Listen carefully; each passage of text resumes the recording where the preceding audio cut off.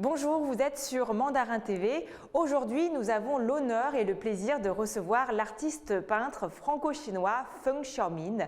Le critique d'art contemporain Gérard Churriguera a dit à propos de Feng Xiaomin: au-delà d'un métier affirmé et d'une autorité patiemment gagnée, il y a dans l'œuvre vivante et méditée de Feng Xiaomin beaucoup de grâce, de délicatesse et une rare aptitude à la transcendance. Bonjour Monsieur Feng. Bonjour Sylvie. Merci d'être avec nous aujourd'hui sur Mandarin TV. Vous êtes un artiste peintre reconnu, franco-chinois. Vous exposez partout dans le monde, dans les galeries du monde entier. Et aujourd'hui, vous êtes là pour répondre à nos questions. Tout d'abord, est-ce que vous pouvez commencer par nous parler un petit peu de votre parcours? Vous êtes né à Shanghai, c'est bien ça? Tout à fait, oui.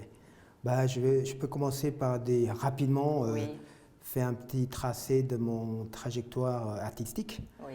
Et je suis né à Shanghai et puis grâce à mes parents, à l'âge de 6 ans, mes parents m'avaient mis sur la rail de l'art, particulièrement de la calligraphie. Donc j'ai commencé à pratiquer la calligraphie à l'âge de 6 ans, ensuite la peinture. Mais au début c'était toujours difficile. Mais j'ai eu la chance l'école m'avait envoyé pour participer à un concours et j'ai eu le prix à l'époque, donc c'était un encouragement énorme pour un enfant, quoi. Très tôt. Ouais, très tôt. Et puis à l'âge de 17 ans, j'ai eu le prix de la ville de Shanghai, donc c'était exposé à l'époque, c'était le musée de Shanghai. Jusqu'à 18 ans, tous les prix que vous avez eus, c'était pour la calligraphie. Tout à fait. D'accord. Et ensuite, la peinture, ça commence aussi parallèlement. Mais je n'ai pas participé des concours particulièrement pour la peinture quand j'étais assez jeune, quoi. Et vous avez toujours voulu faire de l'art ou est-ce que c'est vos parents qui vous ont poussé? Est-ce que vous-même, vous aviez cette passion en vous disant que vous vouliez devenir artiste? Non, quand j'étais tout petite, je ne pense pas que j'ai vraiment l'idée de viser sur un jour, je vais devenir un grand artiste ou quelque chose comme ça. Non, c'est plutôt initié par mes parents. J'ai failli même me lancer sur la voie de la musique parce que mes parents ils ont visé sur le piano à l'époque, mais malheureusement on n'a pas eu la chance parce que c'est la révolution culturelle qui a commencé. Oui. Et puis notre famille qui était envahie par les gardes rouges à l'époque. Est-ce que justement vous pouvez revenir avec nous sur ce contexte dans lequel vous avez grandi, l'art en Chine à cette période-là, à Shanghai? Cette période-là, c'est une période assez particulière. C'était les périodes assez fermées, la Chine à l'époque. Donc mes parents ils sont toujours, même mon père, il était intéressé toujours par l'art, particulièrement la calligraphie et la peinture. Donc lui-même, il a pratiqué un peu la calligraphie. Donc c'est grâce à lui qui m'avait aidé dans le premier étape, qui m'avait aidé pour avancer. Et vos parents sont en indiscrétion dans quel secteur? Ma mère, c'est dans l'éducation. C'est un professeur d'éducation, dans l'éducation nationale. Et mon père, c'est dans la finance. Donc c'était un peu... mais bon, tous les deux, c'est considéré comme intellectuels. Donc c'est quand même des gens qui font des études, tout ça. Donc ils ont des notions de tout ce qui est la culture, l'art, tout ça. C'est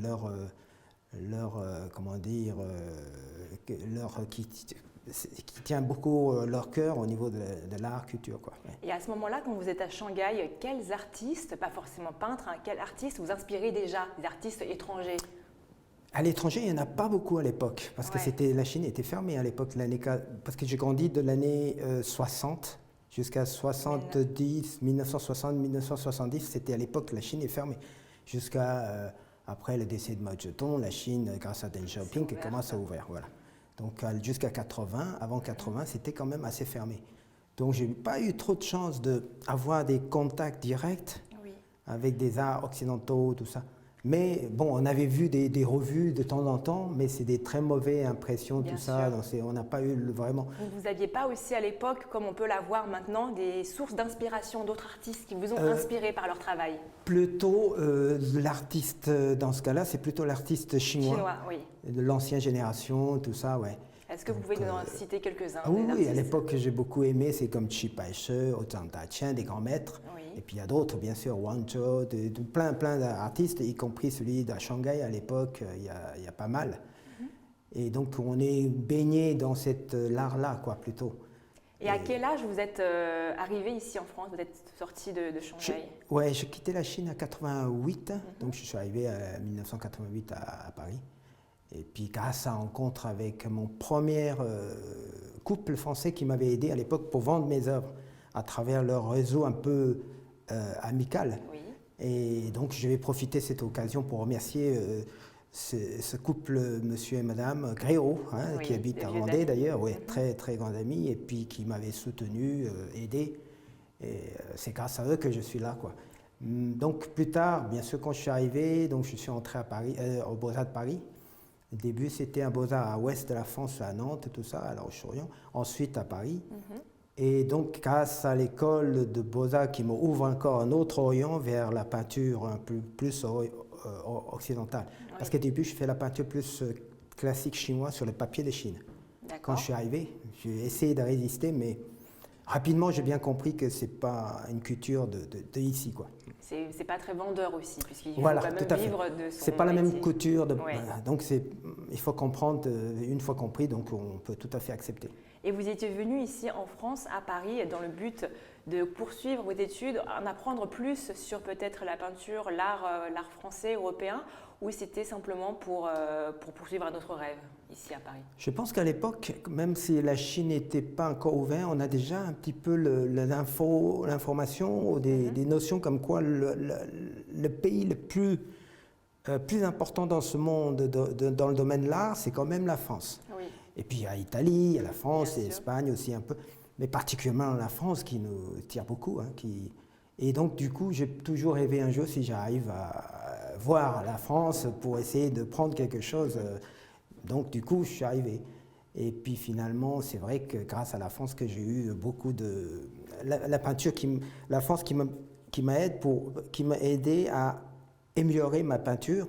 Dans le sens, c'est vrai que si je ne suis jamais venu ici, la peinture d'aujourd'hui, ça ne sera pas la même chose, quoi, certainement. C'est vos expériences de vie qui font que vos peintures évoluent, changent au fil aussi de votre vie. Bien sûr. Tout au long de la vie.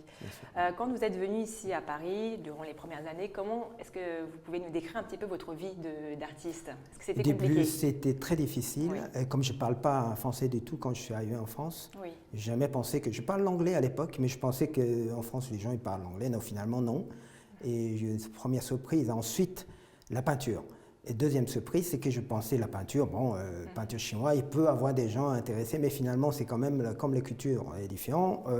La peinture chinoise ne marche pas non plus si facilement. Du coup, je fais la première expo, je me souviens toujours, à Nantes à l'époque.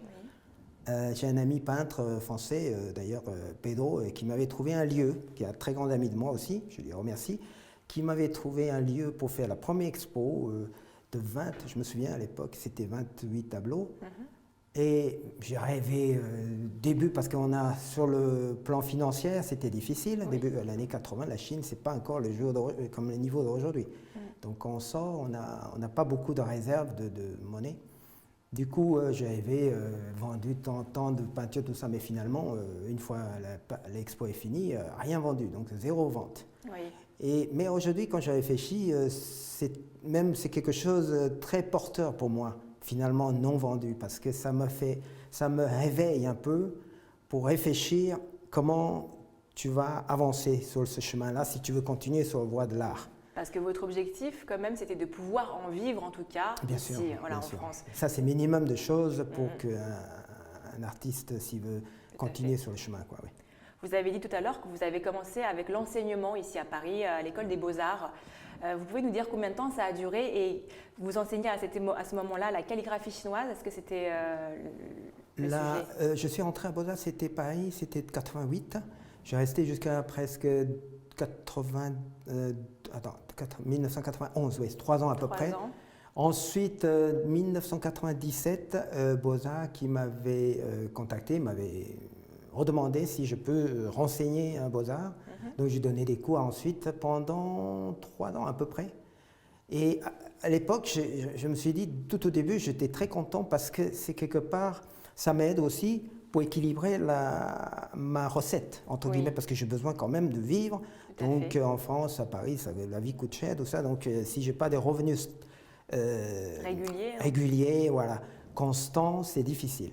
Du coup, donc j'acceptais, bien sûr, c'est avec grand plaisir d'accepter, mais donc je touche un salaire, mais au fil du temps, j'ai rendu compte quand même ces deux choses pas faciles à coller, c'est que entre le renseignement et la création, ces deux choses, ça prend, tous les deux, prend du temps. Donc il faut soit tu abandonnes l'un, ou soit tu abandonnes l'autre. Donc du coup, j'ai choisi pour quand même abandonner l'enseignement parce que je me suis dit, tu ne peux pas continuer à enseigner toujours la même chose, tu dois préparer le cours. C'est pour vous consacrer à plein temps que vous avez arrêté l'enseignement. Voilà. À partir de quand vous avez, on peut dire que vous avez réussi à en vivre de cette passion? J'ai eu la chance de réussir à vivre quand même assez tôt. Bon, c'est à partir de, je crois que purement, c'est à partir de 97, 18, dans ce zone-là, ouais. En 2000, après, j'abandonne tout. Je refuse totalement toutes les propositions dans des renseignements, dans des conférences, des trucs. Je ne prends plus rien du tout. On va revenir après aussi sur la suite de votre carrière. Vous êtes exposé par la suite dans de nombreuses galeries, dans différents pays. Et vous êtes représenté également. Votre style, tout à l'heure, vous l'avez évoqué, évolue de par vos expériences.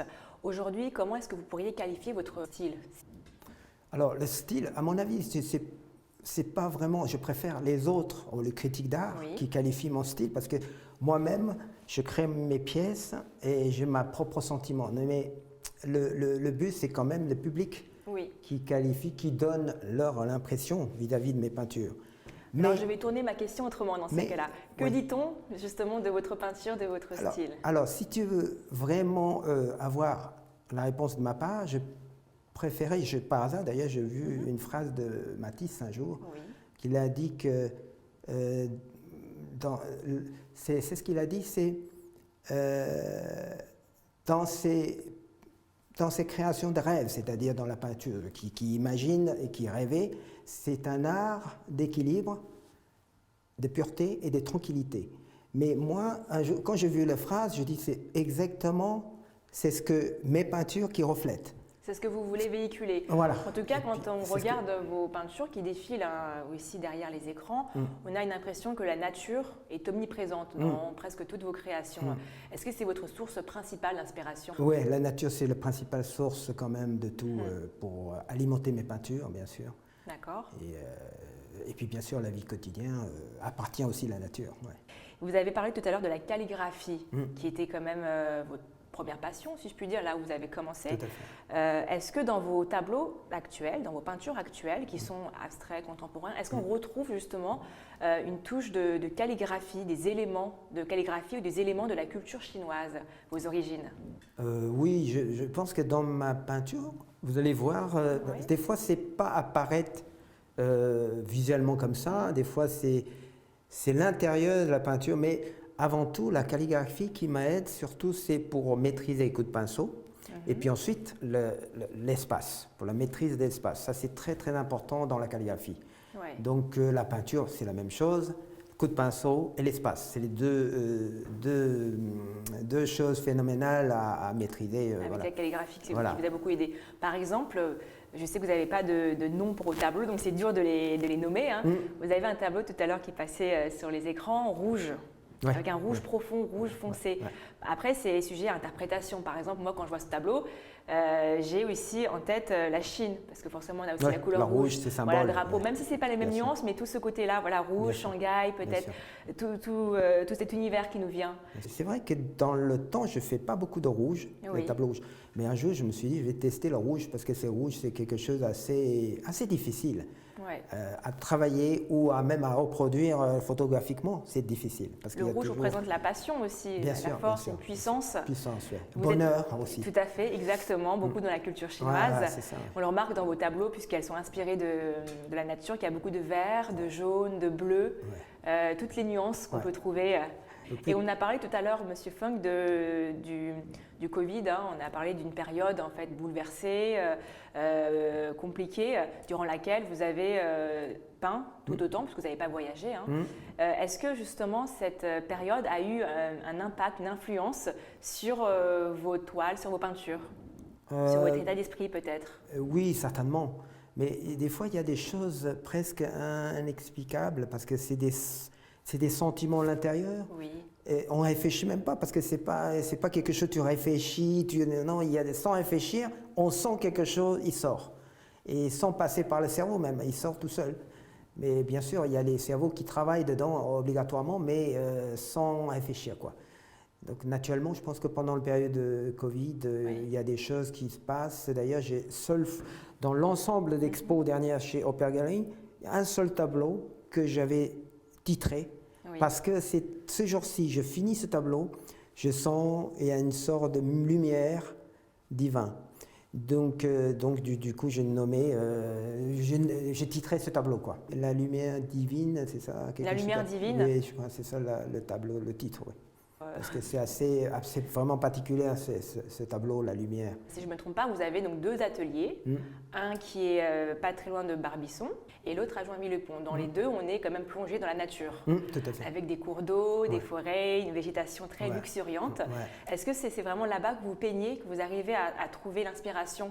Oui, le jour d'aujourd'hui, je travaille plus fermé qu'à l'extérieur. Je travaille beaucoup dans mon atelier. Donc les Joinville, je travaille plus pour des moyens formats, petits moyens formats. Et puis le Fontainebleau, je fais des grands formats, donc il y a beaucoup plus d'espace. Donc je suis à l'aise pour travailler des grands formats. Mais on a fait un tour dans votre atelier. Hein. On va voir les photos. Vous étiez en train de peindre un tableau énorme, comme un triptyque, si je puis dire. Est-ce que vous pouvez nous rappeler un petit peu les dimensions de ce tableau et ce qui vous a inspiré? Oui, c'est un tableau que je fais. C'est peut-être pas le plus grand, mais quand même parmi les grands. Et il fait quand même 2 mètres 10 sur presque 8 mètres de long, donc c'est un triptyque. Oui. Mais bon, le triptyque, c'est surtout, normalement on fait les triptyques pour faciliter le transport, parce que sinon une seule pièce, c'est vraiment difficile. Donc, mais bon, c'est une période que je fais, l'été dernier, je fais beaucoup, je concentrais beaucoup dans mon grand atelier pour faire des grands formats. Donc j'ai sorti quelques pièces, Et vos œuvres attirent quel public? Alors, je sais que vous avez des collectionneurs qui achètent vos tableaux. Il y a aussi, je pense, des particuliers. Voilà, mais quelle est votre clientèle? C'est un peu international aujourd'hui, parce que là, j'ai des ventes chez Christie's à New York, à Londres, et puis Christie's aussi même. Les deux, à Londres, New York, Hong Kong, Paris, en Chine aussi, donc il y a un peu de tout. Et même cette fois-ci, le dernier expo à Opera Gallery, là, que j'avais exposé à Paris, il y a des clients, il y a des acheteurs, des collectionneurs, viennent de Mexique, Américains, les États-Unis, tout ça. Et puis j'ai aussi des Italiens, des Belges, des Allemands, des Français bien sûr, et un peu de tout, quoi. Les Japonais, des Singapouriens, des Chinois aussi. Combien d'œuvres est-ce qu'on peut dire que vous avez à votre actif? Combien d'œuvres? D'œuvres par an? Ouais. La création. Je ne fais pas beaucoup, je fais peut-être maximum. L'année dernière, j'ai fait une sorte d'exception parce que c'est une année qui est vraiment à cause de confinement, tout ça. Très spécial. Donc je n'ai rien bougé, je n'ai pas voyagé du tout, donc je concentrais 100% dans mon atelier. Donc je fais une année un peu plus que 30 d'œuvres, mais en temps normal, 20 quelques œuvres par an. C'est aussi ce qui fait la rareté aussi, peut-être la demande aussi de vos œuvres. Une chose à préciser, vous ne donnez aucun nom à tous vos tableaux. Ceci, je crois que c'est depuis quelle année, vous pouvez nous le dire? Depuis une dizaine d'années. Donc depuis assez longtemps déjà. Est-ce que vous pouvez nous dire pour quelle raison est-ce que vous avez fait ce choix étonnant quand même? En fait, pour une raison assez simple, c'est qu'il y a un moment donné, tout au début, je peins la peinture plus figurative. À ce moment-là, j'ai toujours nommé, titré des peintures à chaque fois. Au fil du temps, j'ai lancé un peu plus dans l'abstraction. Et à partir de ce moment-là, j'ai rendu compte que si j'ai nommé le tableau, le public va guider naturellement par moi. C'est-à-dire, il va orienter penser vers le titre. Du coup, ça fait bloquer leur imagination. Parce que mes peintures, l'abstraction, le but quand même, c'est donner plus d'imagination possible pour le public, pour des gens qui regardent. Et puis, au fil du temps, j'ai rendu compte que c'est mieux de laisser la liberté d'imagination au public que de bloquer leur imagination. C'est une très bonne initiative parce que c'est vrai, quand on arrive devant un tableau, on a souvent tendance à regarder un petit peu, vous me direz peut-être comment ça s'appelle, la petite pancarte avec le nom. Et c'est toujours la première information que nous avons pour commencer à regarder en fait le tableau. Donc si on fait abstraction c'est vrai que du nom de l'œuvre, on est un petit peu livré à nous-mêmes, on a un gros point d'interrogation et on commence peut-être seulement à admirer, à essayer de ressentir par nous-mêmes l'œuvre. Par contre, il y a une chose, je peux vous dire, dans la plupart de mes peintures, pratiquement et tous même, il y a toujours l'eau dans mes peintures. J'aime Oui. beaucoup l'eau parce que l'eau, c'est quelque chose de fondamental pour notre planète, hein, Tout à fait. la vie. Donc c'est pour ça aussi qu'un de mon atelier qui se trouve à Joinville-le-Pont en face de l'eau, parce que j'aime beaucoup l'eau, j'ai tombé par hasard de cette maison que j'avais pris après. Donc bon, c'est pour ça que... Mais la peinture même, j'ai toujours évité de donner l'explication de mes peintures pour une simple raison, c'est toujours pareil, comme titrer. Ouais. Parce que chacun, j'ai rendu compte quand même, la réflexion de public, chaque personne regarde mes peintures, il peut interpréter de manière complètement différente, il voit des choses différentes, mais d'ailleurs c'est normal parce qu'on n'a pas le même vécu, on n'a pas le même de connaissances, on n'a pas fait les mêmes études non plus, donc la connaissance est très vaste, chaque personne, donc on n'est pas forcément dans le même domaine. Oui. Du coup, je me suis dit, c'est mieux de laisser toujours de imaginer par les autres que par moi, qui guide pour les gens, qui emmène des gens par force. C'est peut-être là aussi la magie de l'art abstrait. Est-ce que pour vous, Monsieur Fung, l'art abstrait doit-il forcément avoir un sens? Je pense oui, toujours un sens. Mais maintenant, c'est vrai que quand on parle l'art abstrait, c'est un vaste terrain. Parce que c'est pas tel, c'est l'abstrait et l'autre, non. Il y en a beaucoup de différents styles d'abstrait. Oui. Après, c'est vrai qu'abstrait, c'est tellement complexe pour expliquer. On fait beaucoup d'amalgames aussi. Il y a une question que je me pose, la différence entre l'art contemporain, l'art moderne. Est-ce que ça rejoint, ça veut dire la même chose? Non, je pense que ça, c'est une question, à la limite, j'évite de la répondre en concret parce que c'est des historiens d'art qui est spécialisé dedans pour répondre à ce type de questions parce que c'est des théories plutôt. Mais en gros, on dit que toujours que l'art contemporain et l'art moderne, on fait une petite séparation par rapport à la Deuxième Guerre mondiale, avant-guerre, après-guerre. Mais en réalité, c'est beaucoup plus complexe que ça, compliqué que ça pour différencier. Ouais. D'accord. Beaucoup se demandent comment est-ce que sont fixés les prix des tableaux. Alors, il y a la cote des artistes, dont vous allez nous parler tout à l'heure. Il y a aussi, à mon avis, est-ce que c'est lié à l'offre et la demande, comme ça peut être le cas pour beaucoup d'autres objets, dans d'autres secteurs? Oui, je pense que l'offre et la demande, c'est le premier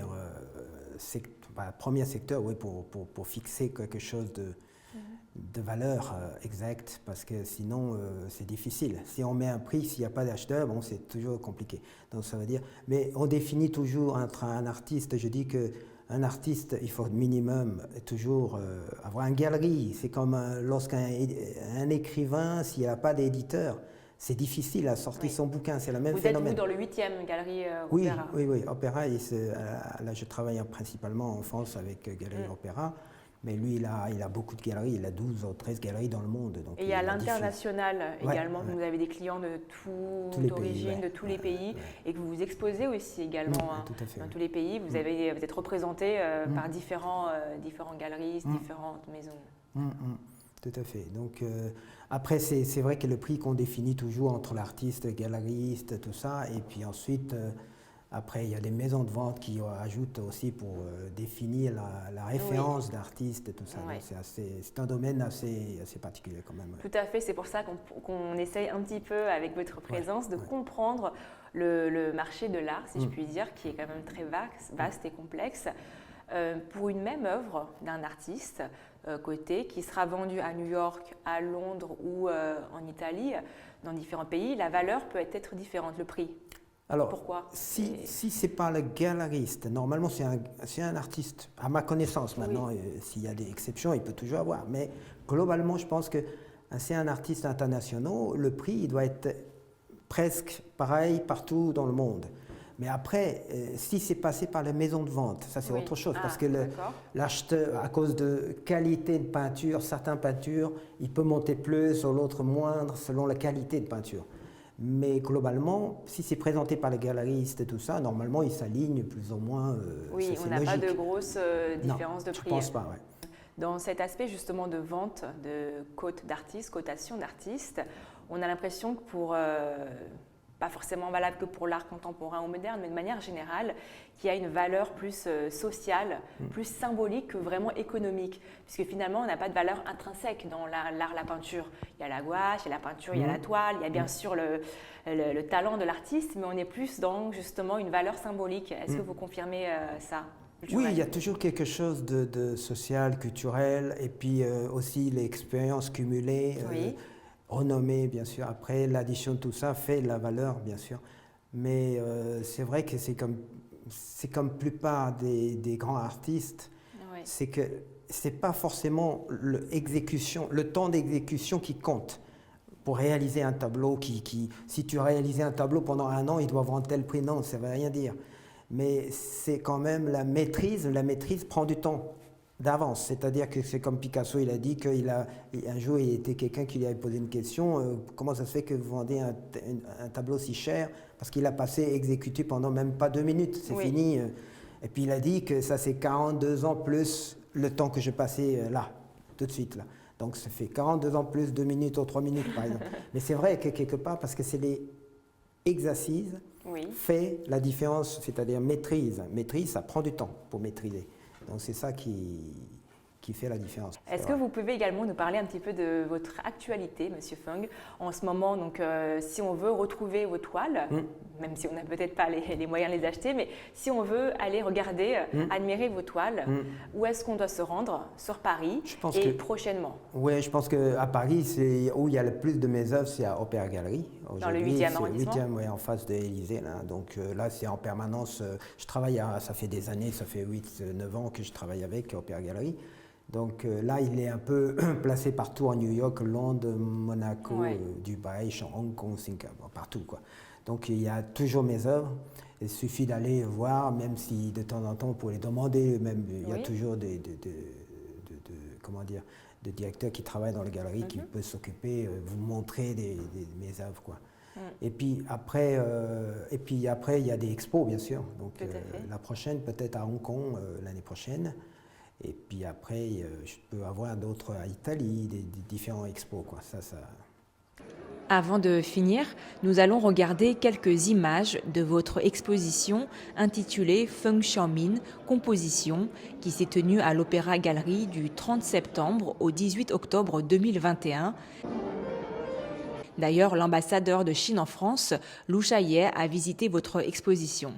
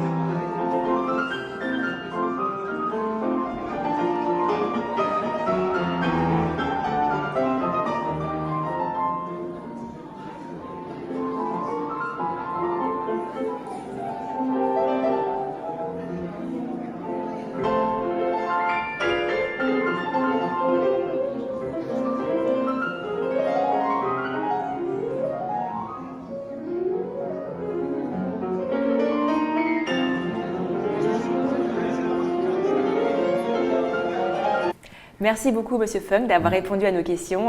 Merci, Sylvie, pour m'inviter d'être là. Avec plaisir. Je suis très, très content d'être là.